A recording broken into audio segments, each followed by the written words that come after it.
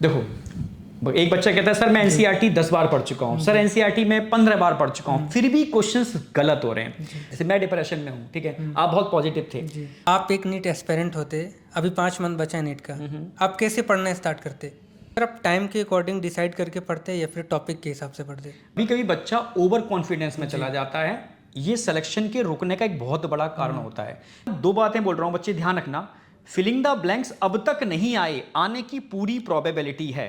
मतलब 14-15 दिन में पूरी जूलॉजी करा सकता हूँ, ये मेरी अपना कॉन्फिडेंस है। वो कॉन्फिडेंस आपके अंदर भी होना चाहिए, आप कर सकते हो। सर इस बार का जो पेपर है वो टफ आएगा, इजी आएगा या मॉडरेट आएगा? Hey guys, welcome to blog. I hope कि आप सब अच्छे होंगे। तो गाइस आज मेरे साथ एमडी सर। सर स्वागत है आपका मेरे यूट्यूब चैनल पे। नहीं बिल्कुल, और आप आइए, बहुत अच्छी बात है, बच्चों तक एक सही इन्फॉर्मेशन पहुंचेगी। तो गाइस आज की इस वीडियो में हम डिस्कस कर रहे होंगे सर के साथ नीट को क्रैक करने के लिए सबसे बेस्ट अप्रोच क्या होनी चाहिए। उससे रिलेटेड बहुत ही सिलेक्टेड क्वेश्चन मैंने लिया है। सर आप रेडी हैं इसके लिए? हाँ बिल्कुल। सर ये वीडियो कितना इंपॉर्टेंट होने वाली है बच्चों के लिए? देखो, मैं तो इतना जानता हूँ कि बच्चों को बेनिफिट होना चाहिए, ठीक है। भाई जितने भी हम लोगों ने इतने साल से बच्चों के कांटेक्ट में हैं, अभी ऑनलाइन में, उससे पहले बच्चों के ऑफलाइन कांटेक्ट में थे, बच्चों को क्या क्या दिक्कतें आती हैं, ठीक है। और जैसे जैसे एग्जाम नज़दीक आता है ना, तो उसकी क्या क्या हिंड्रेंस हैं, क्या क्या क्यूरियोसिटी है, ठीक है, उसके मार्क्स कैसे इंप्रूव होंगे, उसका बैकलॉग कैसे कवर होगा, बहुत सारी चीज़ें होती हैं। और अभी तो लेटेस्ट मतलब कहीं ना कहीं सिलेबस भी अपडेट हुआ है, तो बच्चा काफ़ी चीज़ें मतलब डाउट हैं बच्चे को, तो वो नो डाउट आज सब चीज़ें सॉल्व होंगी बच्चे की। सर अभी नीट का 5 मंथ है, इसमें क्या क्या चेंजेस या क्या हैबिट बच्चों को अडॉप्ट करना चाहिए? देखो, अभी 5 मंथ हैं और सफिशिएंट टाइम है, ठीक है, क्योंकि मैंने 3 मंथ के अंदर भी बच्चों को क्वालिफाई करते देखा है, ठीक है, जो लास्ट के 3 महीने में एक्टिवेट हुए हैं, तो अभी तो 5 महीने हैं, ठीक है। तो मैं ये कहूँगा 2 चीज़ें ध्यान रखो, ठीक है, बहुत ऊट पटांग इधर उधर का नहीं पढ़ो, ठीक है। लेटेस्ट जो एनसीईआरटी अपडेट है, यानी न्यू एनसीईआरटी है, और लेटेस्ट जो एनएमसी का अपडेट है उसको सामने रखो, ठीक है। जो चीज़ें कॉमन हैं दोनों के अंदर, ठीक है, वो तो करनी है। कुछ चीज़ें न्यू एनसीईआरटी में ऐड ऑन है, कुछ जो एनएमसी का पैटर्न जो लेटेस्ट अपडेट आया है उसमें कुछ चीज़ें ऐड की हैं, कुछ डिलीट की हैं, ठीक है। जो डिलीट किए हैं इट्स ओके, बट जो ऐड की हैं, ठीक है, वो आपको ऐड करना है, ठीक है। और थोड़ी कंसिस्टेंसी मेंटेन करो, फोबिया दिमाग से निकाल दो। और मैं सच कह रहा हूँ, लास्ट टाइम पर जो सबसे इंपॉर्टेंट रोल प्ले करता है ना, टाइमली सिलेबस खत्म करना और डट के क्वेश्चन प्रैक्टिस करना। जितना क्वेश्चन प्रैक्टिस कर लोगे, थ्योरी को जितना क्वेश्चंस की हेल्प से रिवाइज कर लोगे, मैं सच कह रहा हूँ, कंसेप्ट आपके बेटर होंगे उतने। सर आपके हिसाब से इस बार पेपर का क्या पैटर्न होने वाला है? देखो, 2 चीज़ ध्यान रखना। जो गवर्नमेंट का जो प्रेशर है या कह सकते हो नए नॉर्म्स हैं, उसके हिसाब से सिलेबस बहुत टिपिकल नहीं होना। सिलेबस यानी एनसीईआरटी बेस्ड ही रहेगा, बट ये क्या कर रहे हैं कि सिलेबस को रिड्यूस कर रहे हैं, यानी कहीं ना कहीं पूछने का जो तरीका है, जो अभी लेटेस्ट 3 साल से आप देख रहे हो ना, क्वेश्चन पूछने के तरीके चेंज हो रहे हैं, ठीक है। तो इस बार वही चीज़ होने वाली है, ठीक है। जैसे भाई एसर्शन रीजन इतने नहीं आते थे, एम्स में आते थे, यहाँ इंक्रीज हो गए। स्टेटमेंट बेस्ड क्वेश्चन नहीं आते थे, अब आना चालू हो गए, ठीक है। ऐसे ही जो मैचिंग वाले क्वेश्चन थे बहुत लिमिटेड आते थे, लास्ट ईयर देखोगे उनका नंबर बड़ा है। इस बार मैं 2 बातें बोल रहा हूँ बच्चे, ध्यान रखना। फिलिंग द ब्लैंक्स अब तक नहीं आए, आने की पूरी प्रोबेबिलिटी है, तो ध्यान रखना इस वाली बात के लिए। और एक पैटर्न है क्वेश्चन का जो मुझे, मेरा इंटरनल इंट्यूशन है कि यार इस बार वो रिपीट हो गया ना, क्योंकि एनसीईआरटी की सिंपल लाइंस पे भी अगर वो पैटर्न आता है तो बच्चा गड़बड़ कर देता है, ठीक है। क्योंकि गवर्नमेंट अगर सिलेबस को रिड्यूस कर रही है तो कहीं ना कहीं क्वेश्चन पूछने का तरीका, यानी कहीं ना कहीं उसकी टिपिकलनेस बढ़ेगी। तो क्या पैटर्न है, अगर क्वेश्चंस के अंदर आपसे ऑप्शन दिए जाते हैं कि इनमें से ट्रू और फॉल्स को कलेक्ट करो, ठीक है, सेलेक्ट करो, सॉरी, ठीक है, ट्रू कितने, फॉल्स कितने, ठीक है, या इसमें ट्रू कितने, तो इसमें बच्चा गड़बड़ कर देता है। वही बच्चा उसको सही काउंट कर पाएगा ट्रू और फॉल्स को जिसने एनसीईआरटी की एक एक लाइन की मास्टरी की हो, ठीक है। तो ध्यान रखना, पेपर बहुत टिपिकल नहीं आएगा, बट पूछने का तरीका जो होगा ना, वो उस पेपर को टिपिकल बना देगा, ठीक है। एनसीईआरटी बेस्ड ही होगा, पर वो वही सॉल्व कर पाएगा इस तरह के क्वेश्चन जिसकी एनसीईआरटी की, जिस पर मास्टरी होगी। तो बस मैं यही कहूंगा, एनसीईआरटी की मास्टर थोड़ा पढ़ो, पर जबरदस्त तरीके से पढ़ो। बहुत इंपॉर्टेंट चीज़ को आपने हाईलाइट किया सर। बिल्कुल जी सर, इस बार का जो पेपर है वो टफ आएगा, इजी आएगा या मॉडरेट आएगा? देखो, पेपर तो देखो बच्चे, डिपेंड करता है बच्चे के ऊपर, ठीक है। पेपर आप जैसे कुछ लोग चल रही है अफवाह, पेपर अब बहुत टफ आएगा, सिलेबस रिड्यूस हुआ है, ठीक है। तो मैं एक ही बात बोलता हूं बेटा, पेपर एनसीईआरटी जो एनएमसी का जो लेटेस्ट अपडेट है इससे बाहर तो नहीं जाएगा, ठीक है। बस क्वेश्चन पूछने के तरीके चेंज होंगे, ठीक है। तो जिनके कंसेप्ट अच्छे होंगे वो उन क्वेश्चन को तुरंत सॉल्व कर देंगे, उनके लिए पेपर इजी है, ठीक है। जिन्होंने कंसेप्चुअल नहीं पढ़ा, ठीक है, जिन्होंने एनसीईआरटी को अवॉइड किया है, जिसने क्वेश्चन प्रैक्टिस नहीं की है, ठीक है, तो उसके लिए पेपर उसके लिए टफ होगा, सिंपल सी बात। सर अभी 90% स्टूडेंट ऐसे हैं उनका कुछ टॉपिक जैसे बैकलॉग के फॉर्म में हो गया है, अब वो अपना बैकलॉग पे ध्यान दे या फिर टेस्ट पे ध्यान दे? देखो दो चीजें हैं, जो बैकलॉग की बात करता हूँ, बैकलॉग बच्चों का नहीं बड़ों का भी आ जाता है, ठीक है। बैकलॉग ऐसी चीज है वो एक अपनी नॉर्मल तरीके से नहीं होती, ठीक है। दो बातें ध्यान रखना बेटा, एक तो अपना करंट जो चल रहा है उसको छोड़ो मत, पहले करंट को पकड़ो अच्छी तरीके से, ठीक है। बैकलॉग बिना प्रेशर के होने का पॉसिबल ही नहीं है, उसके लिए प्रेशर चाहिए, और प्रेशर क्रिएट कौन करता है? टेस्ट, ठीक है। जब आपका टेस्ट का शेड्यूल आपके सामने होता है, आपकी डेट सामने होती है, इस डेट को ये टेस्ट आने वाला है, तो करंट के साथ आप टेस्ट की तैयारी चालू करते हो। टेस्ट आपको पुश करता है, ठीक है, आपके ऊपर प्रेशर क्रिएट करता है, मतलब डंडा, समझना मेरी बात। तो ये आपसे वो बैकलॉग को कवर करवाएगा। तो इसलिए कहते हैं टेस्ट सीरीज या टेस्ट को फॉलो करो, जो आपके धीरे धीरे बैकलॉग को कवर करने में हेल्प करता है। और टाइम टू टाइम हम लोग भी यूट्यूब पर बैकलॉग कवर कराने के लिए कुछ ना कुछ करते रहते हैं। तो कई बार क्या मैंने देखा है, बच्चे क्या करते हैं, उनका बैकलॉग हो गया है, अब वो जो करंट उनका टेस्ट में आ रहा टॉपिक वो उनका प्रिपेयर नहीं कर पाते। एक्चुअली बच्चा बैलेंस नहीं कर पाता कि मैं वो ये सोचता कि मैं करंट करूं या बैकलॉग कवर करूं, करंट करूं या बैकलॉग कवर करूं, इसलिए ना वो करंट कर पाता है ना वो बैकलॉग कवर कर पाता है और डिप्रेशन में आ जाता है। इसलिए मैं बेटा बोल रहा हूं कि देखो पहले तो अपने को एकदम स्ट्रांग बनाना है अंदर से, ठीक है। वो चीज़ बहुत टिपिकल नहीं है, ठीक है। जब हम लोग दावा करते हैं यार मैं मतलब 14-15 दिन में पूरी जूलॉजी करा सकता हूँ, ये मेरी अपना कॉन्फिडेंस है, वो कॉन्फिडेंस आपके अंदर भी होना चाहिए, आप कर सकते हो, ठीक है। तो पहले करंट को पकड़ो, करंट को एकदम स्मूथ लो। अपनी जो टेस्ट सीरीज का प्लानर है, चाहे कहीं भी टेस्ट सीरीज ज्वाइन कर रखी है, उसमें अपने प्लानर को देखो कि यार मेरे ये अब पहला टेस्ट इतने दिन बाद आने वाला है, इसमें ये टॉपिक आ रहे हैं। बस ये सोचो ये टॉपिक जो आ रहे हैं ना, ये टॉपिक नीट में आने वाले टॉपिक हैं, ठीक है। ये वो टॉपिक हैं जो नीट का एग्जाम दूंगा उस दिन, तब मुझे करने, तो उसको टाइम देना चालू करो, ठीक है। छुट्टियां आती हैं उनको यूटिलाइज करो, एडिशनल टाइम से उनको यूटिलाइज करो, ठीक है। वो प्रेशर आपको बैकलॉग कवर करवाएगा, ठीक है। पर करंट को छोड़ना नहीं है, करंट छोड़ दिया तो आप बैलेंस नहीं कर पाओगे, ठीक है। क्योंकि करंट का भी जो आज प्रेजेंट चल रहा है वो फिर बैकलॉग में कन्वर्ट हो जाएगा। तो पहले प्रेजेंट को पकड़ो, फिर पास्ट को धीरे धीरे उस प्रेशर की वजह से कवर करो, ठीक है।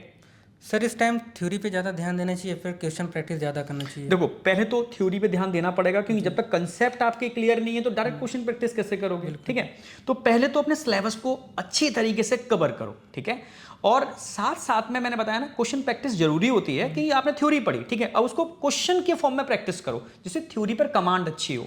जब एक बार आपका पूरा सिलेबस क्वेश्चन प्रैक्टिस के साथ बढ़िया हो जाए, फिर डट के क्वेश्चन लगाओ, जितने लगा सकते हो, टेस्ट अटेम्प्ट करो जितने दे सकते हो, उससे आपके अंदर कॉन्फिडेंस बढ़ेगा और इंप्रूवमेंट होगा। जो कमियां होती है ना वो एकदम बढ़िया तरीके से रिमूव होना चालू हो जाएंगे। सर कई बार क्या होता है बच्चे बहुत ज़्यादा पीयर प्रेशर में आ जाते हैं, सर उसको कैसे डील करें? देखो हमेशा ध्यान रखना, दोस्ती ऐसे बच्चों के साथ करो जो आपके लिए सपोर्टिव हो, ठीक है।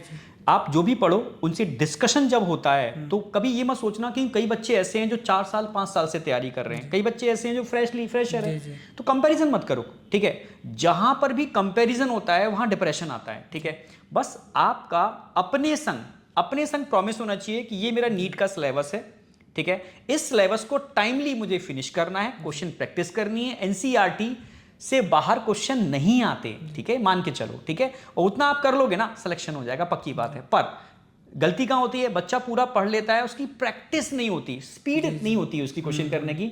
बच्चे कहते हैं सर टेस्ट तो फिर पूरा आता है मुझे, पर उतने टाइम के अंदर मैं सॉल्व ही नहीं कर पाया। स्पीड और एक्यूरेसी नहीं मेंटेन कर पाते हैं। स्पीड एक्यूरेसी के साथ, तो उसके लिए प्रैक्टिस करनी है आपको। आप कंपैरिजन मत करो किसी से, क्योंकि जब भी आप कंपैरिजन करोगे आपको ऐसा फील होगा यार मैं उतना नहीं जानता, पर रियलिटी में उसके दूसरे के अंदर भी बहुत सारी कमियां होती हैं, ठीक है। तो वो आपको नहीं पता, ठीक है।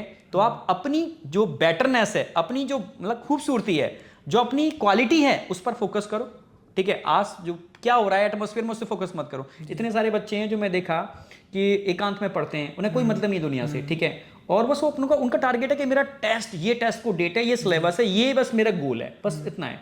हाँ अगर दोस्ती है अच्छी है तो उसको पॉजिटिव वे में लो, ठीक है। आपने कोई चीज़ स्टडी की, ठीक है, आप उसको डिस्कस करो आपस में, जो ग्रुप डिस्कशन जिसे कहते हैं उससे कुछ निकाल सकते हो तो निकालो, ठीक है, मतलब पॉजिटिविटी ले सकते हो। कहीं ना कहीं अपने दोस्तों से डेली मिलना चाहिए, क्यों सर? देखो डिपेंड करता है, कई मैक्सिमम बहुत रेयर केस होते हैं जब डेली मिलने से जिससे पॉजिटिविटी आती है, हाँ बिल्कुल ठीक है। मैक्सिमम केस के अंदर तो वो टाइम पास करते हैं और सिर्फ इधर उधर की बातें करते हैं, चीजें निकल जाती हैं, ठीक है। जैसे मैं डिप्रेशन में हूँ, ठीक है, आप बहुत पॉजिटिव थे और मैं अपना डिप्रेशन आपके संग शेयर कर रहा हूँ और आपको भी डिप्रेस कर दूंगा, तो ऐसे लोगों से बचो, ठीक है। तो मैं सीधी सी बात है, आपको सिर्फ इंप्रूव करना है, अपने एटमॉस्फेयर से ऐसी चीजों को लेना है जो आपके इंप्रूवमेंट में हेल्प करे, ठीक है। अपना कॉन्फिडेंस मेंटेन करके रखो। सर आपने बहुत सारे डॉक्टर बनाए, उनके अंदर क्या क्वालिटीज़ होती है जो एस्पिरेंट से अलग बनाती है? देखो ऐसे तो क्वालिटी नहीं डिस्कस कर सकते, क्योंकि कई बच्चे ऐसे थे खूब शैतान थे क्लास के अंदर, ठीक, खूब शैतान थे, मुझे लगता है सेलेक्ट होगा या नहीं होगा, सिंगल अटेम्प्ट में सेलेक्ट हुए, ठीक है। कई बच्चे ऐसे थे जो क्लास में गुमसुम बैठते थे, मतलब मैंने देखा ही नहीं यार कभी इनको, मतलब उन्होंने दिल्ली एम्स फोड़ दिया एक बार में, ठीक है। हिंदी मीडियम के बच्चों की बात कर रहा हूँ मैं, सीकर में था, तो बिल्कुल गुमसुम, आज तक मैंने उनको बोलते नहीं देखा। तो हम ये क्राइटेरिया नहीं कर सकते ये बच्चा मतलब टॉपर वही है जो चुपचाप बैठेगा, टॉपर वही निकलेगा जो बहुत ज़्यादा हाँ बोलेगा, ये क्राइटेरिया नहीं है। उन सब में कॉमन चीज़ देखी मैंने, ठीक है, वो जो जितना भी देखा उन्होंने टाइमली अपना सिलेबस खत्म किया और लास्ट टाइम पर क्वेश्चन प्रैक्टिस बहुत की, ठीक है, और जो भी डाउट होता था वो डिस्कस कर देते अपने टीचर से।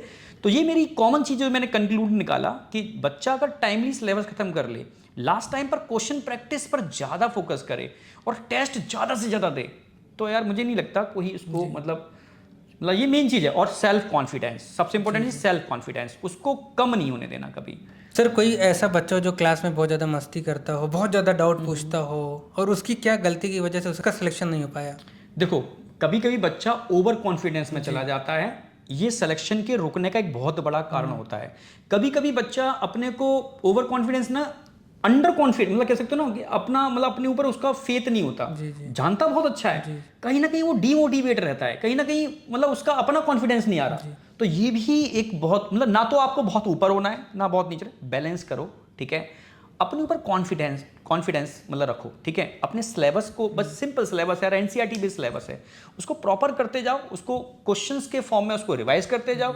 लास्ट मैं की बात बोलूंगा, लास्ट टाइम अगर आप क्वेश्चन प्रैक्टिस नहीं करोगे, ज़्यादा से ज़्यादा टेस्ट नहीं दोगे, इंप्रूवमेंट नहीं आने वाला।